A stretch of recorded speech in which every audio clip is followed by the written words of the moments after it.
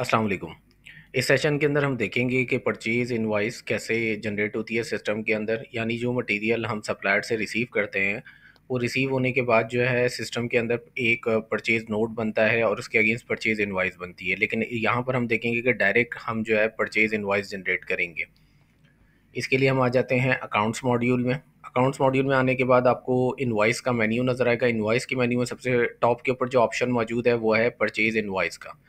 हम इसको सिलेक्ट कर लेते हैं और इस वक्त सिस्टम के अंदर 4 इनवॉइसेस जनरेटेड हैं, लेकिन हम जो है एक नई इनवॉइस जनरेट करेंगे। ऐड न्यू का बटन प्रेस करते हैं।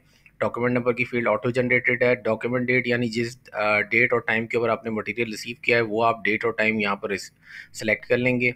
उसके बाद वेयर हाउस, जिस वेयर हाउस के ऊपर आपने रिसीव करना है वो वेयर हाउस आप सर्च करके सिलेक्ट कर लेंगे। नेक्स्ट आपके पास सप्लायर आ जाएगा।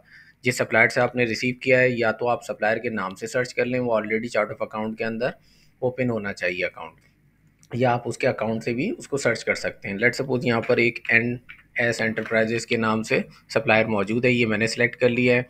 इनवॉइस नंबर अगर कोई सप्लायर ने दिया है जो उसकी इनवॉइस रिसीव हुई है तो आप यहाँ पर उसका इनवॉइस नंबर एंटर कर सकते हैं। अदरवाइज आप इसको डैश के साथ एम्प्टी छोड़ दें क्योंकि ये रिक्वायर्ड फील्ड है। उसके बाद जो है आप यहाँ पर कोई रिमार्क्स उस इनवाइस के अगेंस्ट लिखना चाहते हैं तो आप यहाँ पर रिमार्क्स में इनपुट कर सकते हैं और इस रिकॉर्ड को फिर आप सेव कर लें।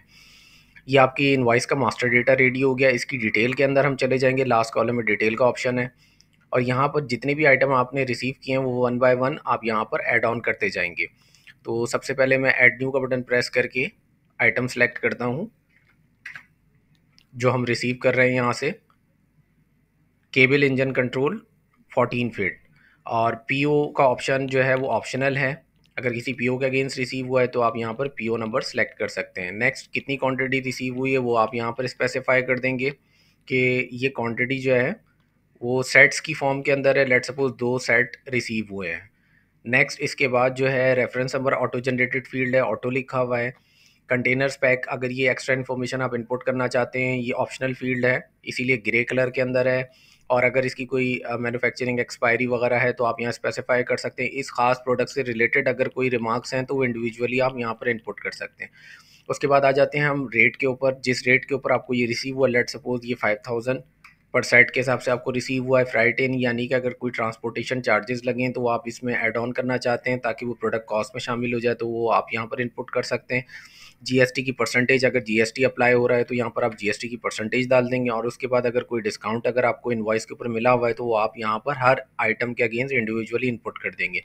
इसके अलावा अगर उस सप्लायर का आप कोई विदहोल्डिंग टैक्स डिडक्ट करना चाहते हैं तो जिस रेट के ऊपर आप डिडक्ट करना चाहते हैं वो आप यहाँ पर इनपुट कर देंगे। लेट सपोज 2% विदहोल्डिंग मैं इस सप्लायर का डिडक्ट कर रहा हूँ और जस्ट इस रिकॉर्ड को सेव कर देंगे। इस तरीके से आपके सामने ये आइटम ऐड हो गया और इस इनवाइस की टोटल अमाउंट जो है 11,564 जनरेट हो गई है।